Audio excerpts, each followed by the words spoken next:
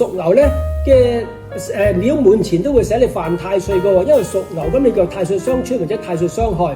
咁太歲相沖、太歲相害其實好輕微，有時我自己都會唔記得嘅。咁呢啲小嘅是非唔使專登記嘅。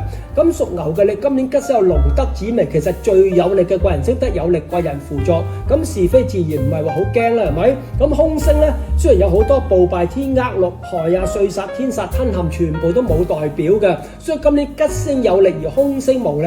雖然今年太歲相沖、太歲相害，但係其實都唔使特別嘢要提防。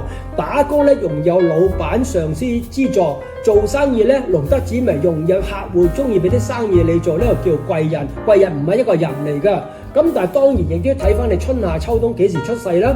如果你生喺8月8即係3月6之前，今年太歲相沖、太歲相害，完全唔使你做去積極進取。咁喺3月6之後8月8之前，春夏天出世個運始終都係慢，又加埋今年小人是非比較多，都係少少要言辭謹慎就穩陣少少，唔使惹是非啦。